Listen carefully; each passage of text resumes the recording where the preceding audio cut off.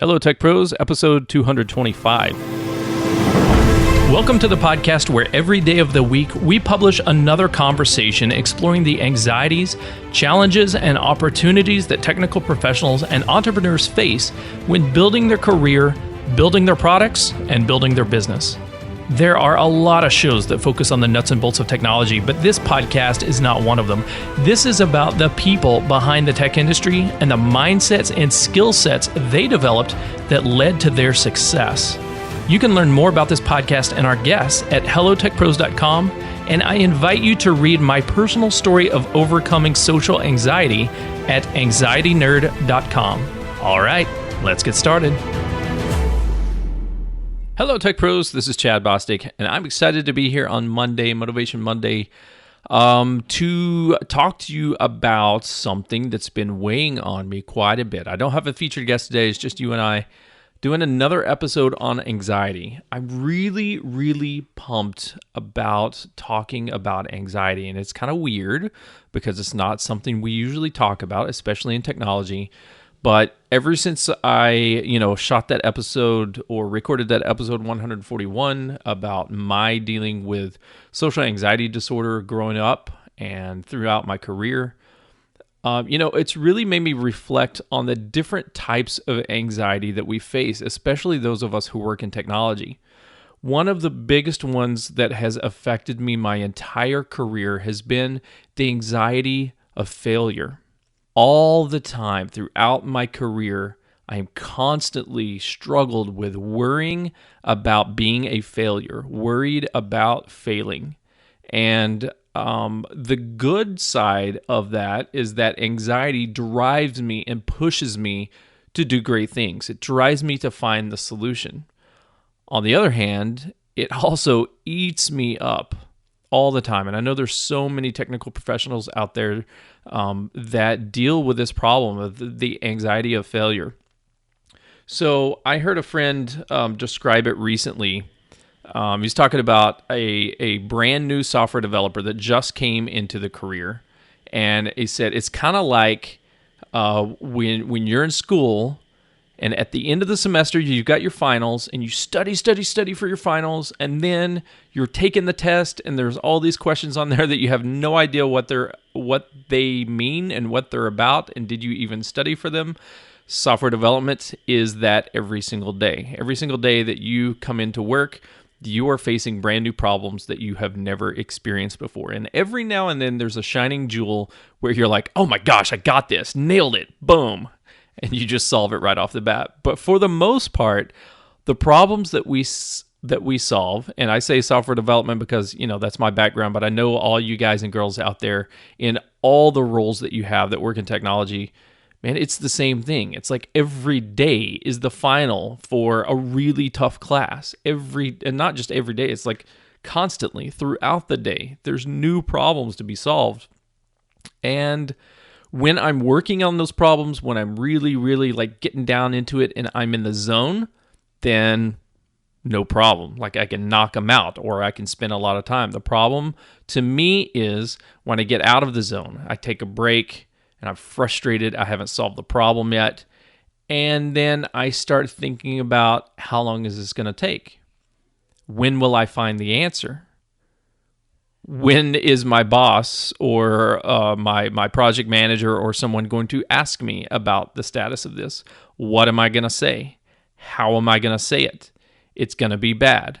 No, I don't have the answer yet. No, I don't even know when I'm going to have the answer yet. It's not solvable to me, but give me more time and let me work on it.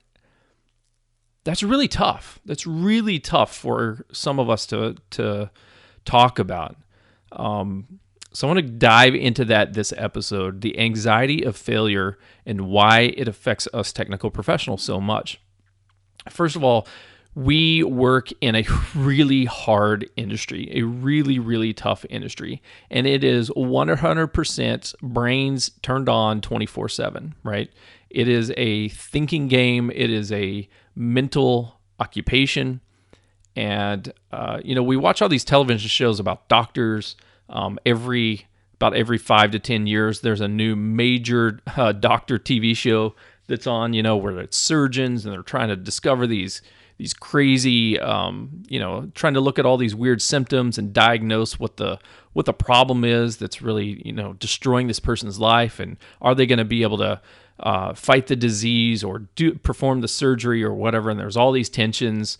And then there's a lot of sex and stuff in the shows. Software development and IT is the exact same thing as those television shows, except probably without all the sex. I don't know.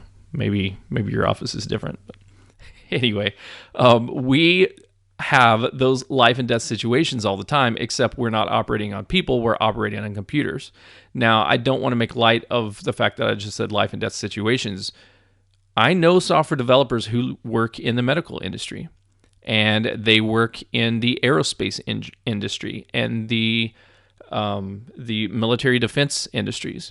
And the code that these people write are literally life and death situations, right? The systems that the administrators keep plugged together and keep working, the systems that the security experts keep the bad guys at bay from, are literally life and death situations. Because what happens if a pilot is up in the air and he's coming down for a landing, and all of a sudden there's a glitch in the altimeter code, right? That's a life or death situation. Now, for me personally, I've never worked on that kind of code. I've never worked on a system that was that intense, that was literally life or death code. But I have worked on code that made me extremely anxious to touch because it represented a significant financial impact to the company that I work for. And if I screwed up, or if my department screwed up, if we had bugs, if we had outages, God forbid if we had outages, or if we just had system downtime for a while, or if accounts got wrong, that could make a huge impact to the company's bottom line. And the company's bottom line, not just meaning it may cost me my job if I screw up, but it may cost the jobs of hundreds of people that I work with if we don't get this right. Like, if we don't get this right and the company loses millions and millions of dollars, they're going to have to cut back, and a lot of people are going to lose their job, and holy crap, it's on me. That is scary. That is really, really scary. So there's no denying that there's a lot of anxiety in the technical field. Regardless of what role you're in, you have a hand in the systems that absolutely drive the world. And I feel, in my opinion, we don't talk about this issue enough, right? We don't deal with the issue of anxiety in the workplace, because what we're doing is trying to just get to the next deliverable, right? We talk about how can we be more productive. We talk about how can we build better teams. We talk about how we can reduce our overhead. We talk about how we can implement some new technology to solve all the problems that our current technology has, right? And each one of those steps really is just adding on layers and layers and layers of more anxiety. The anxiety of failure. What happens if this brand new technology that I'm excited about and I'm trying to introduce to this company, what if it worked in that one case study that we looked at? It worked for the company down the street that's doing something completely different, but it's not going to work for us. What if we put it in and it fails? What then? What will happen if that I'm really passionate about some culture change, right? I want to implement this culture change in the organization, but what if when I put it together, like, the rest of the company hates it and they think, oh my God, this is the stupidest thing ever. We like our old company with our old culture. Why are you changing stuff on us?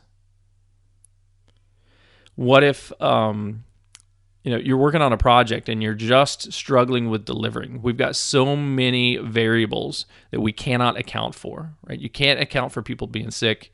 You can't account for just systems being down, things not working. We put padding in the timelines, and we try to do a lot of really good planning, a lot of good of project management, a lot of really good architecture to try to put some counters in place. But at the end of the day, us as an individual contributor, not at the company level, not at the department level, not at the project level, but us as individuals People are counting on us. And at least for me, I've struggled with, what if I fail on this? What if I don't succeed? The same thing is absolutely true for entrepreneurs. Some entrepreneurs, the anxiety of failure is a little bit easier, and some of us, it's a little bit more difficult. It's extremely difficult. There's a lot of there's a lot of entrepreneurs, like I had been for about 15 years, that want to start your own business, want to start your own tech company, want to start your own app, want to launch your own website, want to do your podcast or your blog or your YouTube videos or whatever it is that you're thinking about doing. But you have the anxiety of, what if it's a complete failure? I have this 7-day start your first business course, which I put together a few weeks ago, launched it a few weeks ago. And the first question in the homework, and I invite you to go take it. It's an evergreen course. It'll be out there forever. You can go to hellotechpros.com/start to check this out. But anyway, on the first episode, the first day, in the email that I sent out to you, the homework in there, it's, hey, what are you afraid of? What's holding you back? And by far, the number one thing is, what if my idea fails? What if it doesn't work out? I can't pay my bills. I can't quit my job. I can't do all these things that I have my dream for. So we as entrepreneurs suffer with the same thing. So think about the people who work in technology and are entrepreneurs and trying to start up their business. Excuse me. It's doubly. I said doubly 3 times. That's like 8 times. It's 8 times. Yes, doubly times doubly is 8 times the anxiety as anybody else, right? It's really tough situation because there are so many variables and everything's changing all the time, and every market is different. Every industry is different. And yeah, we look at best practices. Yeah, there's so much information out there. There's so many case studies. And there's honestly so many marketing entrepreneurs out there that are pitching their brand of how to sell a thing, how to sell an app, how to sell a product, how to do copywriting, how to really engage your market, how to write the best headline, how to come up with an awesome logo that's going to make people want to buy your smoothies or whatever. I don't know. There's a lot of marketing stuff out there that tells us, oh, it's so easy, you just got to follow our formula. What if that formula doesn't work? What if we spend $2,000 on a training course to start my business and I am one of those case studies where it doesn't work, right? What if I'm a failure?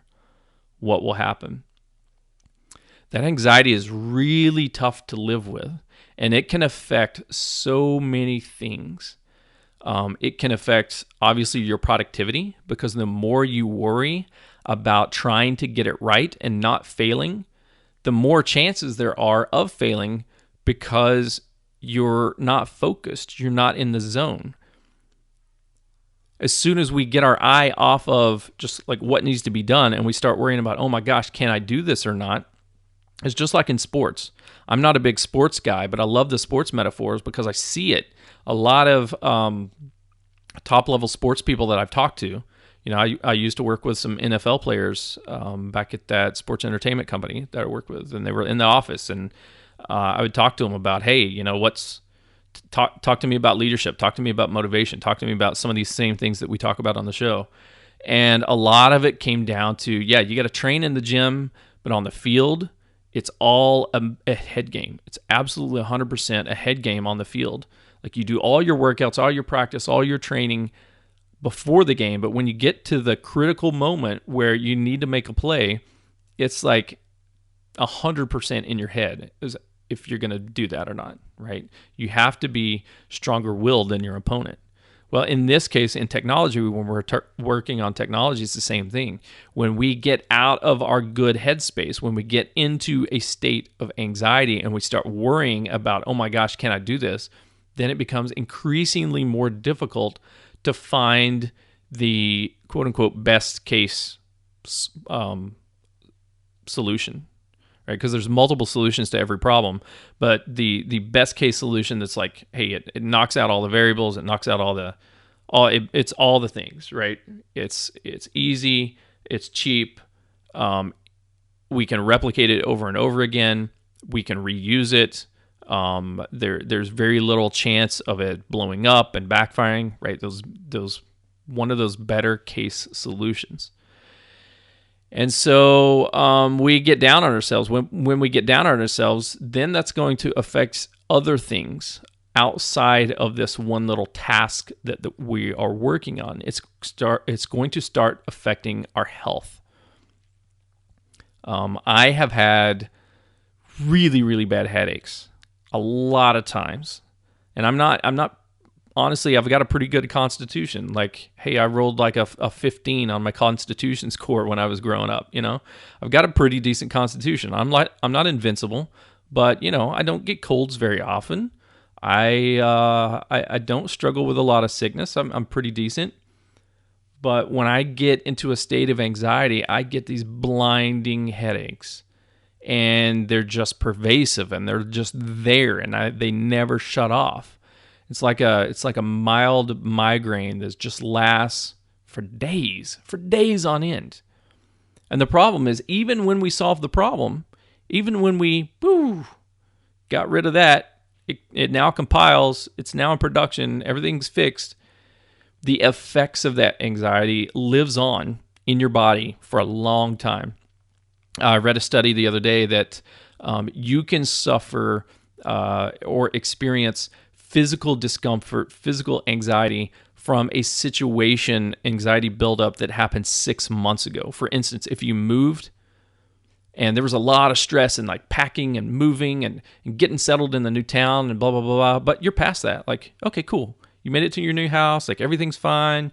All your pictures are hung up on the wall. Like, your TV is plugged in. You finally figured out who the carrier for internet access is here in your town. You got the best and brightest internet, because that's the most important thing for me, right?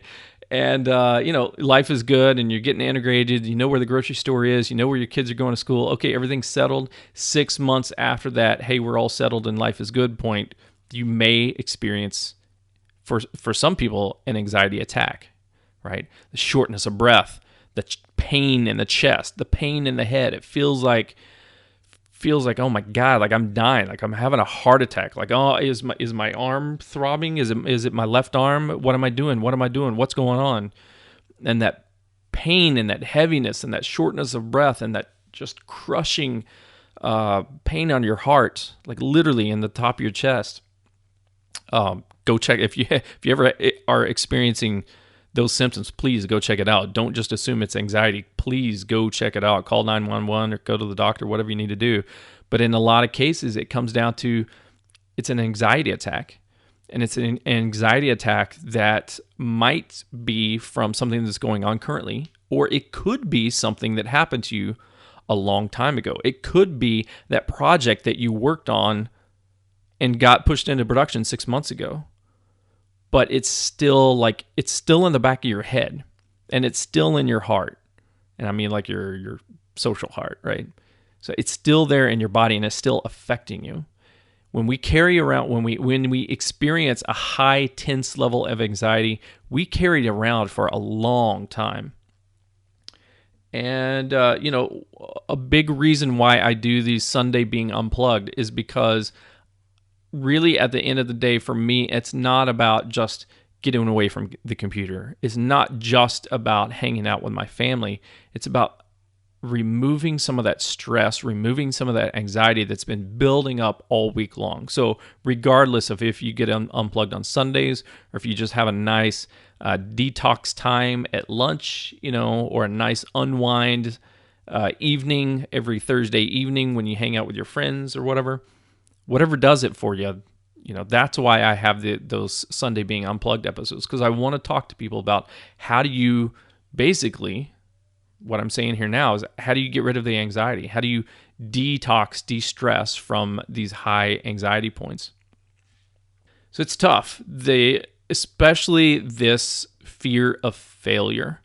Tell you what, when we get back, we'll take a little break. When we come back, I'll talk about some of the things that I have worried about in the past, and some of the things that I'm worried about right now. Some of the anxiety, the fear of failure that I have right now today, and how we can get over it together. Like how, not get over it, but how we can address this. And We'll talk about that in just a moment. But first, we'll take a quick break and thank our sponsors. Is your website ugly? I mean, really ugly? Did your website fall out of the ugly source code repo and hit every branch on the way down? Is your website so ugly that Apple won't display it in Safari due to their human interface guidelines? Is your website so ugly that your CSS has no style? Is your website so ugly that even your mama won't bookmark it? I know a lot about ugly websites because, sadly, I've been building them my entire career. I've always made excuses like, it should be the functionality over the design. But what I should have been saying all along is, look, I'm colorblind, I'm style challenged, and I have no business building web front ends whatsoever. Luckily, I've worked with some amazing designers that have helped turn my MVP OS, or minimum viable piece of into websites that real humans want to use. And it's not just about complementary colors and rad logo designs. It's about connecting with your website visitors on an emotional level that engages the stickiness centers in their brain and makes them more curious to read about your products and then follow your call to actions.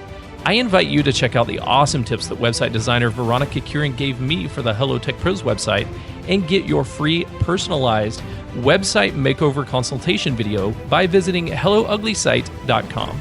Hello Ugly Site is definitely ugly, but your website doesn't have to be. Go to hellougly.site.com. That's hellougly.site.com. Since publishing episode 141 on how social anxiety disorder and depression nearly cost me my life, I've gotten tons of feedback from people who are struggling with similar issues. Anxiety is a big deal. In my opinion, it's not discussed enough, especially in the tech industry where a lot of us hide from our anxieties behind the computer screen instead of learning how to address them. That's why I started writing a book on the subject. If you are struggling with anxiety or know someone who is, please visit anxietynerd.com. You can sign up to read Chapter 1 for free as well as receive regular progress details so that you can hold me accountable to get this book published. anxietynerd.com. Okay, we're back and we're talking about the anxiety of failure and why it affects us in the technology field so much. First of all, what do you think about those new sponsors? I'm kind of happy that we got some new sponsors on. I love Minio. I love TransSource Media. Both of those companies are amazing. They have supported me like I cannot thank them enough. They do a great job. Their products are amazing. Minio's cloud server stuff is fantastic. And I've talked to so many people that I've met on this show, guests and fans of the show that are like, oh, dude, I totally use Minio. Or I am checking them out. They are awesome. And then TransSource Media is my podcasting editors, and I cannot recommend them enough. I just got another podcaster to give them a call and do check out their services because, hey, editing this podcasting stuff is time consuming. It's very, very time consuming. And if you don't have the ear for just a really good ear, like a musician kind of thing, I don't have it. And I can't tell what's good and bad and where to cut and all that kind of stuff. So I love TransSource Media because they just take care of all that. They have taken so much anxiety off of me because now I don't feel like a failure every time I'm editing an episode. I just record the episode and then send it to them and they take care of it. But how did you like those new sponsors? Give me some feedback. What do you think? Because I'm super excited about both of them. And I hope you are too. I hope you like them. I'm excited to see how many hits and links and signups that they generate. It's going to be fun to check that out. So if you're one of those guys and girls that skipped over the commercial break because you've heard it 100 times now on the show, go back and listen to it, please, or at least listen to tomorrow's.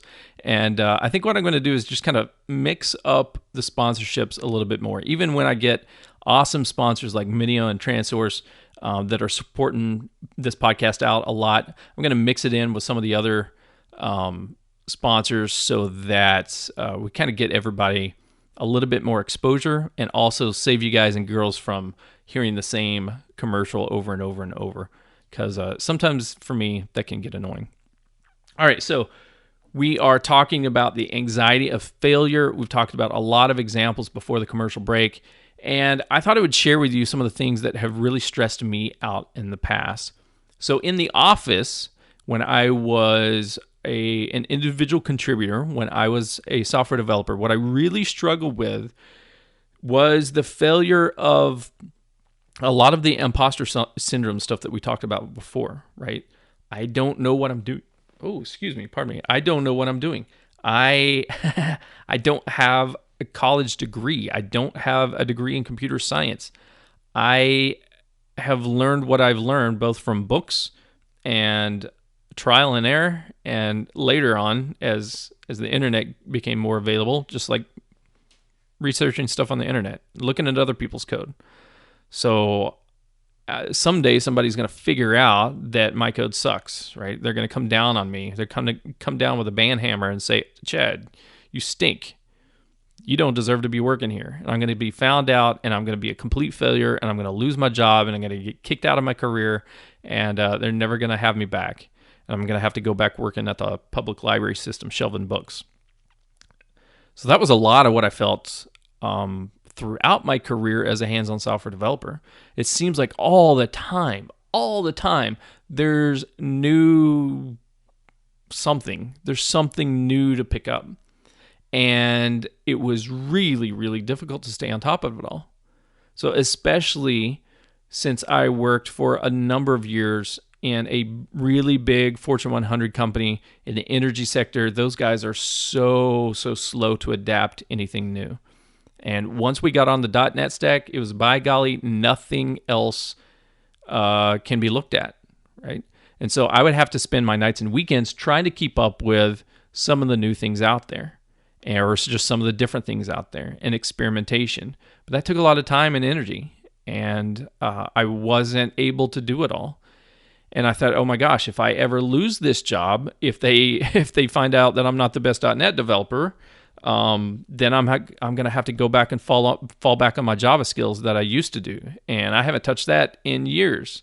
And now that I'm looking at some of the blogs about Java, like, there's so much has changed in the framework in the last 10 years.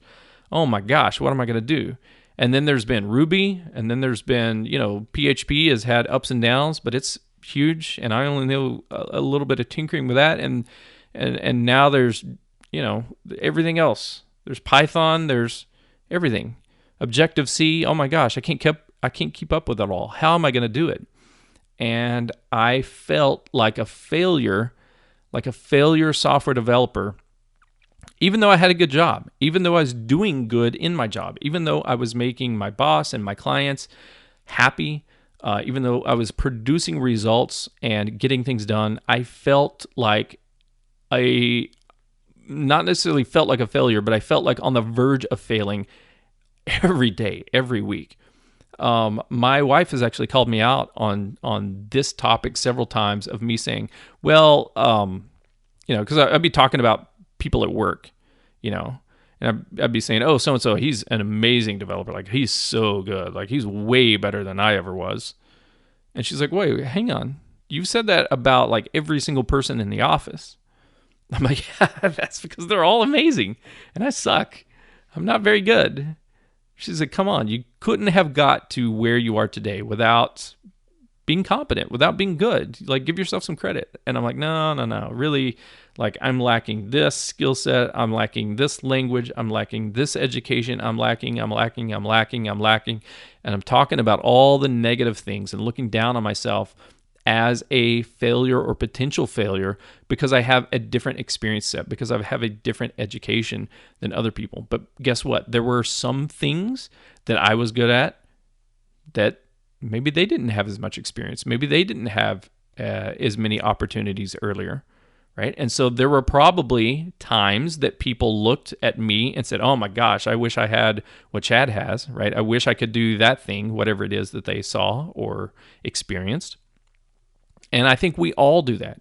I've talked to so many people who are jealous of each other. And they're like, oh, so-and-so, she's amazing because she knows this and this and this and this. She worked at all these different organizations, and she has this broad range of experience that goes across all these different stacks, and I can't keep up with what she's doing. She can experiment like nobody else, and all I know how to do is what I know how to do.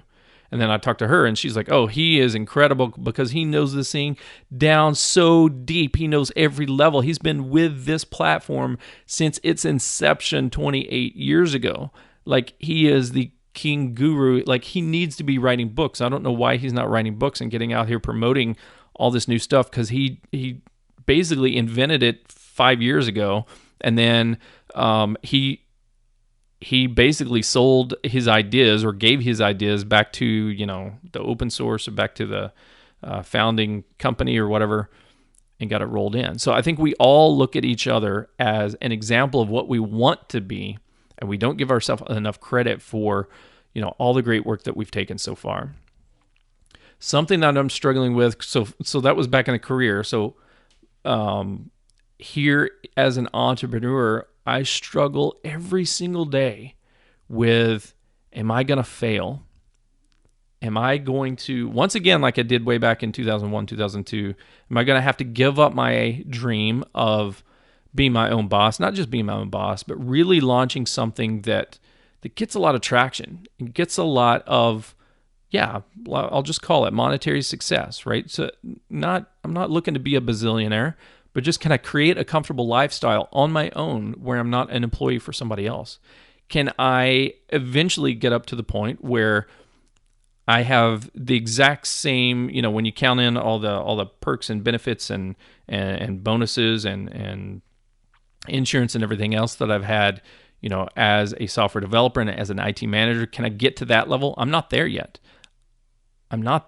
And, starting this company back in March, and now, let's see, we're in mid-November when I'm recording this.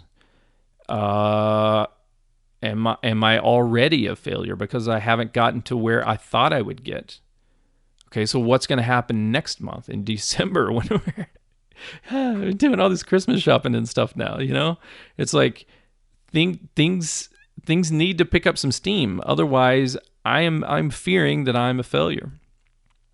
So I said, I got to pivot. I got to start making changes. It's not the number of downloads aren't growing as fast as I want them to. What else can I do? Like, the number of sponsors, the sponsors that I have are fantastic, and I love them and I appreciate them. I'm trying to do the best job I can to promote them, but like it's not enough. I need to grow. I need to grow my audience. I need to grow my sponsor base. I need to grow products and services. What all can I do?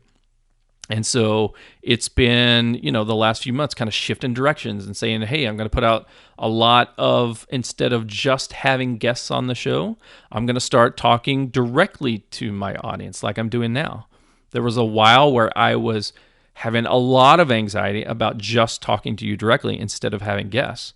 And so I said, you know what? I need that practice. I need that experience. I'm never going to get good at it unless I start practicing. And so I'm going to start doing it on my own. So now I'm doing a lot of these episodes, but which was a plan. I planned to do a lot of these episodes, but then since I'm doing a lot of these episodes, I'm not doing as much guest outreach as I used to do. And so I don't have as many guests signing up as I used to have. And then I get stressed out because I'm like, oh my gosh, now I have to do my own episodes. And I don't know if my audience likes them or not. I don't know if they like them. So I go to my stats. I use Libsyn as my media host, and they have awesome stats in the tier that I'm signed up to, like the high tier, because I upload so much data to them. Like every day, I put so much data on their servers, and I look at the stats, the number of downloads, and I'm trying to look at trends and see, okay, which episodes have done really well, and which episodes have kind of not so good, and which weeks have done really well, and which weeks have been not so much. And I'm stressing right now because there's kind of been this plateau for the last, I'd say about the last 10 weeks. There was a really, really awesome spike right on the launch of Start Your First Business. What is it called? Oh, the Career Hyperdrive. The Career Hyperdrive course, which you can access by going to hellotechpros.com/career. That course, at the first day of that course, when I was actually on a cruise ship when it launched, it was like, boom, like over 1,000 people downloaded that day, which was a huge milestone for me. And that week was just amazing, but it wasn't necessarily those episodes I did. It was like the guests that I had on that week before just knocked it out of the park. I mean, I had some amazing guests that week, and they did their episodes did fantastic. And so the folks that I had on Thursday, Friday, Saturday, and Sunday just got a ton of downloads. And then after that, when my episodes came on, it just kind of went back to normal. It didn't get bad. It didn't do horrible. It just kind of dropped back to its kind of normal rhythm. And I was like, I lost all my momentum. I'm a complete failure.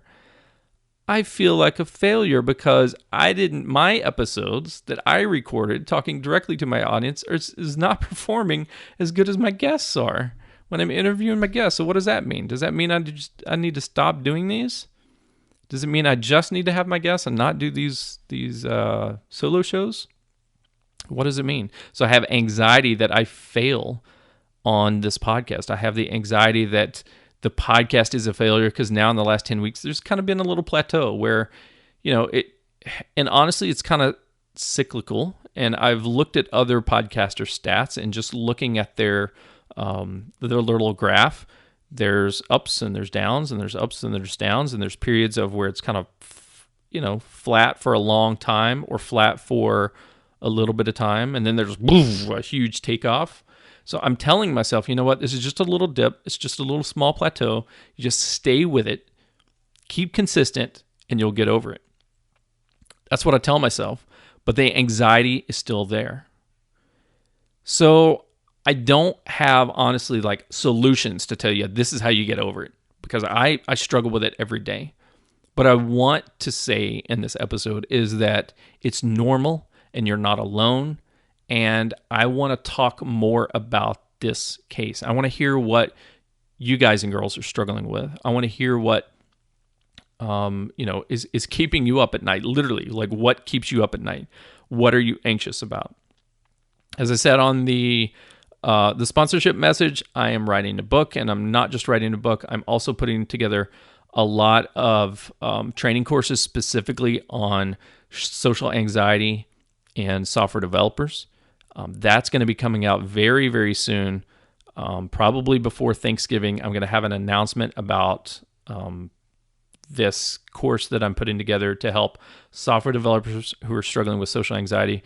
But listen, that's just because that's my history, right? I have a very high empathy for those of us that struggle with social anxiety. But there's a lot of different anxieties that we in technology struggle with. And I would love to hear what's bothering you, because if we can get it out in the open, for me, it's a huge, just a weight off my shoulders when I feel like that I'm not alone. Like once I heard that my cube neighbor right next door was really struggling with some of the same things about the fear of failure, of not succeeding on this project and not getting his code complete too. I'm like, oh my God, I thought I was the only one. Like literally, I thought I was the only one, and I'm a big dirtbag here because I can't get the stuff working. He's like, dude, are you kidding me? You helped me out on 3 things today that I couldn't have done without your help. And I'm like, well, you helped me out on 3 things I couldn't have done without your help, right? So we just need to share more information. We need to be empathetic to each other. And we need to really look forward to those. If you take a Sunday unplugged, or if it's just a lunch hour unplugged, but really figure out what's going to help us decompress and get out of that state of anxiety. So if this has helped you, if you like this, if any part of the show you like or dislike, look, I need a lot of help on this podcast. I need a lot of support to make this thing work. And one of the biggest things for me, honestly, is the anxiety of failing on this podcast, because I don't know if people like it. I see on the stats, I see number of downloads, but that doesn't tell me the number of happy listeners. That tells me the number of people who clicked play. Once you click play, it starts downloading the MP3, it starts streaming the MP3 to your device, and that counts as a download. If you clicked off 30 seconds later, then I have no idea that you clicked off 30 seconds later. And so I don't know what's good or what's bad. So I need some feedback.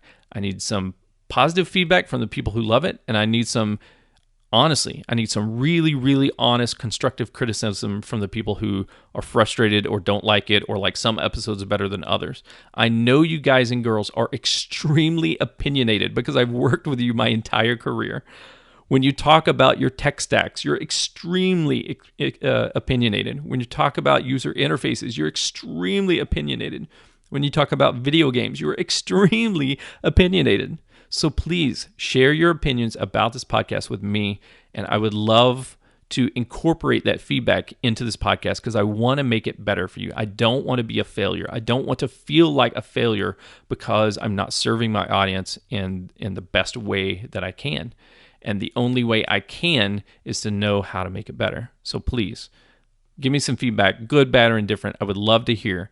You can leave that feedback on iTunes. That would be fantastic. Good, bad, or indifferent. Leave it on iTunes. You can send me an email, chat@hellotechpros.com. You can join my Slack channel, hellotechpros.com/Slack. There's lots of different ways you can leave that feedback. You can tweet me at hellotechpros.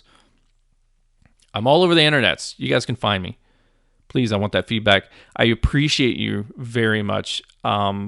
Just the fact that hundreds of people per day are downloading and listening, and every now and then I do get some feedback. That's what keeps me going. And I really appreciate all of you guys and girls who are dialing in every day. My daily listeners, I would really love to hear from you because I know there's at least half of the downloads are people just kind of browsing, just kind of checking it out, right? It's just kind of like, oh, this thing popped up on social media. I'll click on it. Oh, it looks like it's trending here on this or that. I'll go check it out. But my daily listeners, the folks who are listening in every day, I really, really, really want to hear from you. Why is it that you dial in every day? I want to hear you. I want to hear your voice. I want to serve you. All right. This has been a talk on anxiety of failure. I'm going to have a few more, a few more solo shows this week and a couple of awesome guests, and I would love to hear your feedback. Till next time, take care. The show notes page for this episode can be found at hellotechpros.com/225. Do you use Slack for team communication? Join the Hello Tech Pros Slack channel at hellotechpros.com/Slack. If you enjoyed this episode, please leave a review, subscribe to this channel, and check back tomorrow. This has been Motivation Monday, but tomorrow my featured guest and I talk about productivity. On Wednesday, leadership, Thursday, technology, Friday, people and communication, Saturday, entrepreneurship, and Sunday, being unplugged. Then next week, we start it all over again with Motivation Monday. And I'll talk to you tomorrow.